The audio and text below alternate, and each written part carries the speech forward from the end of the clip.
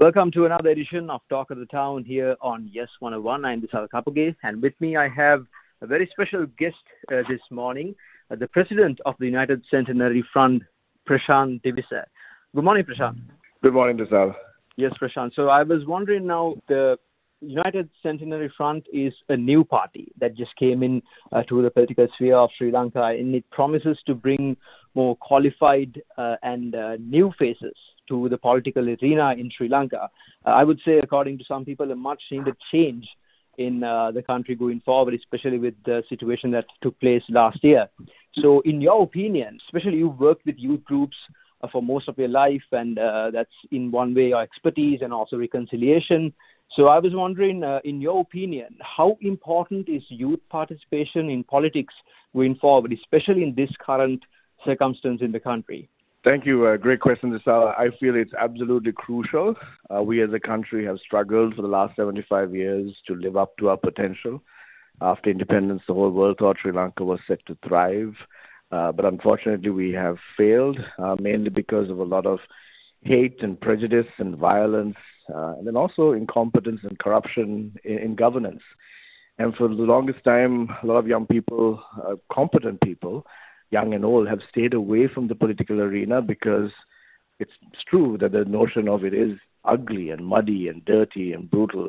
And so the good people have stayed away, and it's become a refuge for the scoundrel, or it's become a refuge for those who work behind the shades, deal makers, wheeler dealers. It's become their haven. I'm not saying that there aren't any good people there, but they're significantly outnumbered. Right. And so I think it's important that a new generation steps up.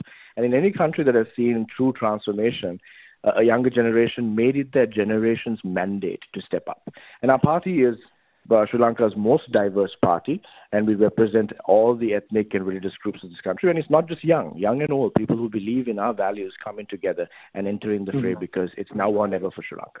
Absolutely, Prashan. And one last question from you. Now, a lot of people, especially people who are newly entering politics, the youth or professionals or experienced people, there is a common notion that you need to have a massive amount of resources, wealth, or political connections to enter politics in Sri Lanka. Is this true? And how far does your party expect to dispel this notion?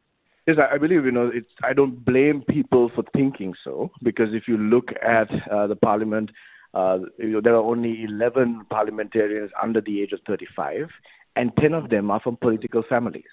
Only one is outside a political family. And they seem to have amassed a great deal of wealth to run some of the most expensive campaigns maybe in all of South Asia. And so you question the fact, how are they getting this money? And then, obviously, they have to find a return on investment. And when they come to power, they are looking for ways to make back their money, however corrupt it may be. So, but I believe that there is a grassroots way of Sri Lankans investing in a Sri Lankan party for the people, of people coming in and contributing, Sri Lankans in Sri Lanka and abroad. And even the business world realizing that if you want stability for business, you need competent people at the helm. So then invest in competent people who are not born into lots of wealth to run these kinds of campaigns, but invest in them as a way of investing in your business. And we're hearing more and more people in the business world, more and more Sri Lankans abroad and Sri Lankans in the grassroots of Sri Lanka saying we need to invest. And we're hearing that. And one of the things we want to do is we're absolutely transparent of every rupee that has come to our party. We put it up on our website and how we spend it. And we challenge the established political parties to do the same. Show us where you're getting your money and how you're spending it, because that's the key to the political culture. Absolutely. Thank you, Prashan, for joining us this morning on Talk of the Town. And that's it for the Talk of the Town.